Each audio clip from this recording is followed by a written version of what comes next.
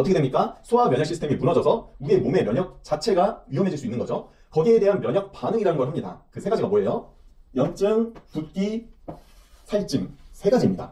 오늘은 우리의 면역 체계가 우리의 비만에 얼마나 큰 영향을 끼치는지, 그리고 다이어트와 정체기에 얼마나 큰 영향을 끼치는지 한번 알아보도록 하겠습니다. 여러분, 면역에 대해서 얼마나 알고 계신가요? 우선 면역에 대해서 알아야 비만의 진짜 원인, 그리고 그 기전을 알 수가 있습니다.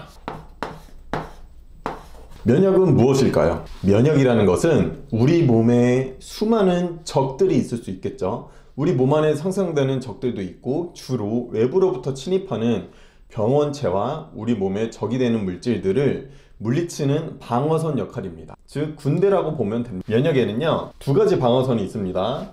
제1 방어선, 제2 방어선. 간단히 설명해서 제1 방어선은 말 그대로 우리 피부입니다.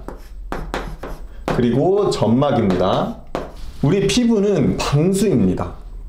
방수는 뭘 뜻하죠? 일단은 쉽게 어떠한 물질이 들어가질 못합니다.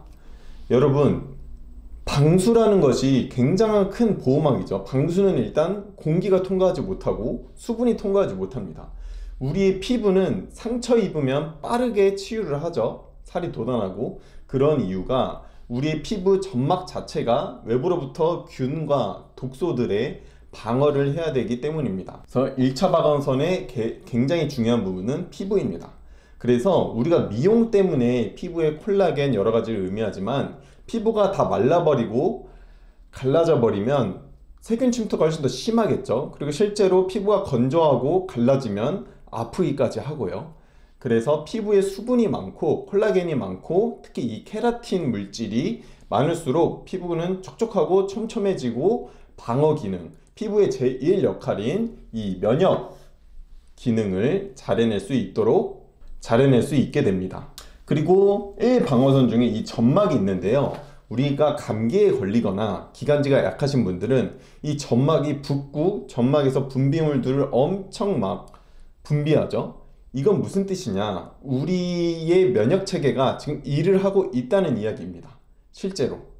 그래서 이 점막은 이 콧물과 가래, 침 이런 것뿐만 아니라 우리 위 그리고 장 내부에 있는 그런 점막들이 있죠. 그런 것들이 다 면역 역할을 하게 됩니다.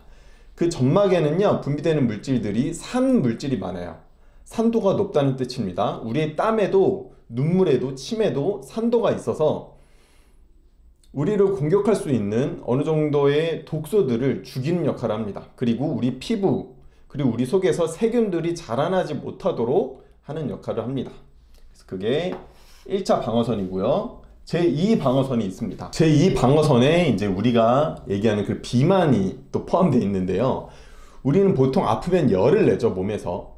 그러니까 몸에 어떠한 바이러스가 침투했다고 생각이 들 때 1차 방어선은 어떻게든 뚫린 거죠. 우리의 코를 통해, 입을 통해, 어디를 통해서든 1차 방어선이 뚫려서 바이러스가 들어오고, 그 상태에서 우리의 면역 자체가 약해졌다고 칠게요. 조금 졌어, 이미.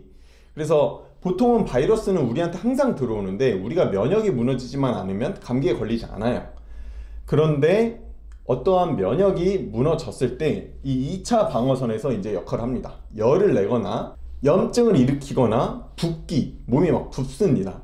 이게 제2 방어선이에요. 그리고 살을 찌웁니다. 이 말이 좀 웃기죠? 한번 들어보세요. 열을 내고 염증, 그리고 붓기. 열 자체는 이제 바이러스에 대한 반응이에요. 흔히 얘기하는 우리 이제 감기죠, 감기. 감기가 걸리기 전에 열만 나고 끝나는 경우도 있어요. 그러면 2차 방어선에서 바이러스를 딱 막은 거죠. 그런데 이제 염증과 붓기, 그리고 살이 있습니다.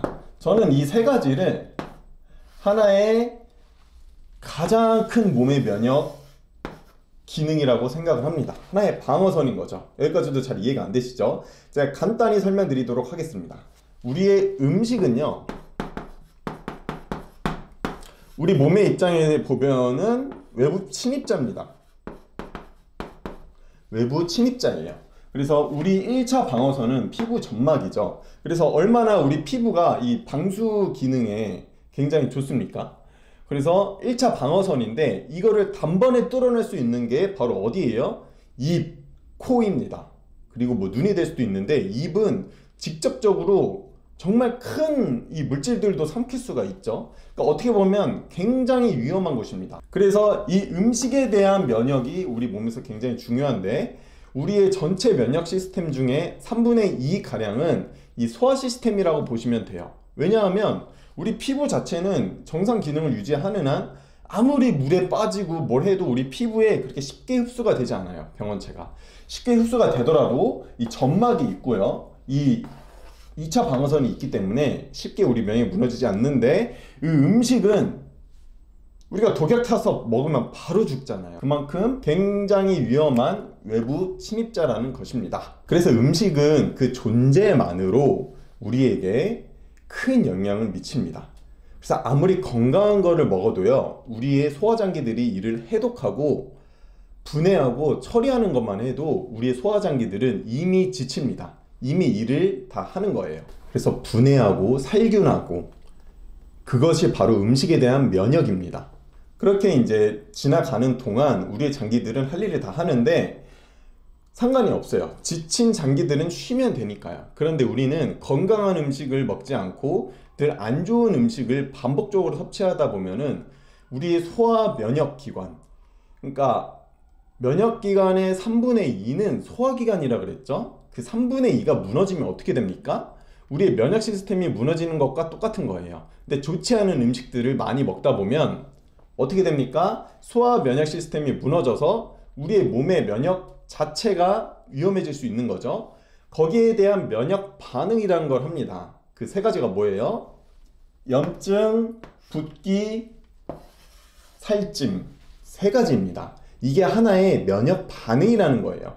우리의 소화장기가 이미 무너졌다는 하나의 무너졌다는 증거이고요. 그 무너진 상태에서도 그 대비책이 있어야 될 거 아니에요. 우리 몸의 입장에서. 그냥 소화장기가 좀 지치고 일을 안 한다 그래서 그 뒤에 대비책이 없으면 우리는 그 수많은 독소들한테 우리의 중요한 뇌, 심장 같은 것들이 공격을 당할 거 아니에요.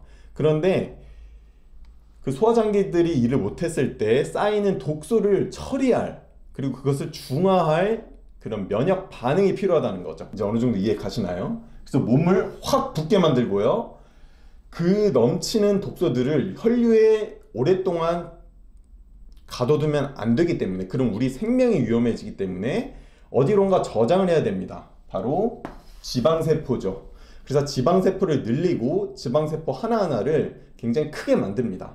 그 말은 즉슨 우리의 면역기관 중 3분의 2를 차지하는 소화 면역이 무너졌다는 뜻입니다. 그래서 우리가 살이 찐다는 것은 우리의 소화 면역 체계가 무너졌다는 뜻이고 우리의 전체 면역 중 3분의 2가 무너졌다는 뜻입니다. 그 상태에서는 아무리 건강한 걸 먹어도 지방으로 변환될 확률이 크겠죠. 그것을 회복시키지 않는다면. 그래서 간단하게 정리해 드리겠습니다. 우리가 안 좋은 것들을 반복적으로 섭취합니다. 반복적으로 섭취하게 되면은 우리 소화기관들이 처음에는 잘 견디다가 살도 안 찌고 뭐 건강해요. 건강하다가 이게 너무 반복되는 어느 순간 소화장기가 기능을 잃기 시작합니다. 근데 좋은 음식으로 반복적으로 먹으면 소화장기들이 잘 유지가 되겠죠. 그런 분들은 가끔 안 좋은 것들을 먹고 조금 방황을 해도 잘 살이 찌지 않고 조금 찌더라도 금방 돌아오게 됩니다. 해서 반복을 하면 이제 지쳐버리죠. 일단은 안 좋은 거를 계속 먹으면. 근데 지침에서 잘 쉬고 건강한 것들을 다시 먹어주면은 이제 회복을 합니다. 근데 계속 안 좋은 걸 먹어요.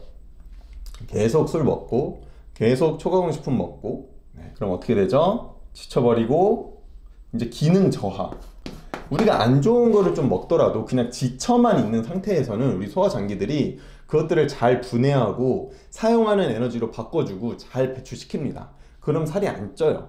그러니까 이 장기들이 튼튼하고 타고나신 분들은 이게 오랜 기간 유지를 또 잘 합니다. 근데 유독 좀 약하고 빨리 지치고 기능 저하가 빨리 오신 분들은 바로 비만이 된 거죠. 그래서 기능 저하에서 이제 넘어가서 거의 기능이 정지되는 부분이 있어요. 기능이 정지되면은 이때부터는 먹는 대로 대부분의 음식을 독소로 인식하고 여분의 에너지로 사용할 만큼만 남겨두고 모두 저장을 하겠죠. 근데 그 여분의 에너지마저 쉽게 사용하지 못하게 됩니다. 왜냐하면 몸의 기능이 무너져 있다는 것은 그 췌장도 무너져 있다는 것이기 때문에 인슐린 분비나 혈액 내에 당 조절 자체가 잘 안 되기 때문에 그거를 에너지로 변환되는 그 대사 자체가 무너졌다는 뜻입니다. 그렇게 되면은 급속도로 비만이 되고 급속도로 살이 찌고 이 상태에서 이제 비만이 되니까 많은 분들이 다이어트를 바로 시작하잖아요. 시작하게 되면 이미 이렇게 이용 코스들이 긴 시간 유지됐기 때문에 이게 기능 저하되고 기능 정지된 그 소화기관들이 빠르게 회복되지를 않아요. 그렇게 되면 어떻게 되죠? 쉽게 살이 안 빠지죠. 쉽게 살이 빠지지 않으니까 스트레스 받고 바로 다이어트 포기하고 또 먹죠. 그럼 이게 계속 악순환이 되는 겁니다. 그런데 한두 달 정도는 살이 잘 빠지지 않더라도 건강한 거를 계속 넣어주고 움직여주고 하면 이게 이제 회복에 다다릅니다. 우리가 암이 걸리고 기능이 정지돼서 완전히 얘가 자멸한 상태가 아닌 이상 곧 회복하고, 이제 회복은 어떤 걸 의미하죠? 이제 정상적인 대사를 의미합니다. 여러분, 정상적인 대사만 회복하면요 살 정말 잘 빠지고 빠진 살도 잘 빠지지 않습니다. 근데 여러분들이 생각하는 거 이상으로 너무 많은 반복을 했기 때문이에요. 너무 많이 안 좋은 음식들을 너무 오랜 기간 너무 많이 너무 자주 먹었기 때문입니다. 그래서 우리 몸에 영향을 끼치는 것은 아직까지는 음식이 너무나도 큽니다. 음식이. 왜냐면 아까 면역 설명하면서 말씀드렸죠. 입은 바로 뚫려 있기 때문에 일단은 우리가 분별해서 선택하는 면역을 길러야지 그냥 다 먹어놓고 우리 몸이 견디길 바라면 결국엔 이 악순환으로 반복된다는 뜻입니다. 네, 그래서 이 부분에 있어서 이 세세하게 하나하나 설명드리면 좋을 것 같은데 그럼 영상이 한 4시간을 넘어갈 것 같습니다. 그래서 이 정도만 여러분들이 이 기전을 알고 계셔도 여러분들이 음식을 분별하는 능력, 그것이 하나의 면역이라고 저는 벌써 생각을 합니다. 여러분의 그 사고방식, 그리고 내 몸을 대하는 태도, 그리고 앞으로 내 몸을 가지고 내 앞선 인생을 살아가는 태도 자체가 가장 큰 면역이란 걸 여러분들이 깨달으시고 입에 넣는 걸 먼저 좀 조심하셔야 됩니다. 근데 이미 난 이 상태다라고 하면 여러분들 몇 개월은 너무 즐길 생각하지 마시고 이거를 되돌려 놓는다 생각하시고 가야 됩니다. 많은 분들이 다이어트만 생각하면 이미 나는 정상인 몸인 것처럼 행동을 하면서 유지기인 것처럼 행동하시는 분들이 많거든요. 근데 여러분, 감량기입니다. 이걸 회복하는 기간이에요. 그 기간에는 조금 힘들고 절제된 생활을 할 수밖에 없는데 많은 분들이 이미 살을 다 뺀 사람처럼 이미 나는 정상 기간인 것처럼 치팅도 자주 하고 착각 속에서 다이어트를 조급하게 이어가시려고 하더라고요. 근데 여러분, 몇 개월 동안은 절제하셔야 됩니다. 네, 이게 오늘의 결론입니다. 네, 오늘 그래서 면역에 대해서 한번 알아보았고요. 오늘 영상이 도움이 되셨다면 구독과 좋아요를 부탁드리고 앞으로도 이렇게 귀중한 정보를 나누면서 여러분의 다이어트를 도와드리도록 하겠습니다. 오늘도 영상 시청해 주셔서 감사드립니다.